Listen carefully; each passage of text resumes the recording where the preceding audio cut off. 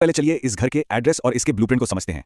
ये सारी details cover होती हैं पहले 4 आर्टिकल्स में, यानी आर्टिकल्स 1 से लेकर 4। आर्टिकल 1 ये सीधे सीधे हमारे देश को उसका नाम देता है, इंडिया यानी भारत, और कहता है कि ये एक यूनियन ऑफ स्टेट्स होगा। पता है, यहाँ जो यूनियन वर्ड यूज हुआ है ना, वो छोटा मोटा शब्द नहीं है। इसका मतलब है कि इंडिया के स्टेट्स एक अग्रीमेंट से नहीं जुड़े हैं, बल्कि हम एक हैं और कोई भी स्टेट इस यूनियन से अलग नहीं हो सकता, एवर। अब आते हैं आर्टिकल 2 पर।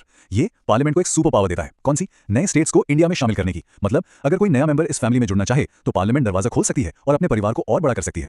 और आर्टिकल 3 ये तो जैसे घर के अंदर रेनोवेशन की पावर देता है। इसके हिसाब से पार्लियामेंट देश के अंदर जो स्टेट्स पहले से हैं उनकी बाउंड्रीज को बदल सकती है, उनका एरिया छोटा या बड़ा कर सकती है, यहां तक कि उनका नाम भी बदल सकती है। सिंपल। तो फिर आर्टिकल 4 क्या करता है? वेल, ये बेसिकली एक प्रोसीजरल शॉर्टकट है। ये कहता है कि आर्टिकल 2 और 3 के अंदर जो भी चेंजेस होंगे उनके लिए कॉन्स्टिट्यूशन में कोई बड़ा अमेंडमेंट यानी 368 के तहत संशोधन करने की जरूरत नहीं है। ये काम पार्लियामेंट एक सिंपल मेजॉरिटी से ही कर सकती है। तो ये था हमारे देश का पूरा एड्रेस और ब्लूप्रिंट। अच्छा, घर का एड्रेस और बाउंड्री तो फिक्स हो गई, लेकिन अब सबसे बड़ा सवाल, इस घर में रहेगा कौन, यानी भारत का नागरिक कौन होगा? इसका जवाब मिलता है हमें संविधान के अगले हिस्से में, आर्टिकल्स 5 से 11।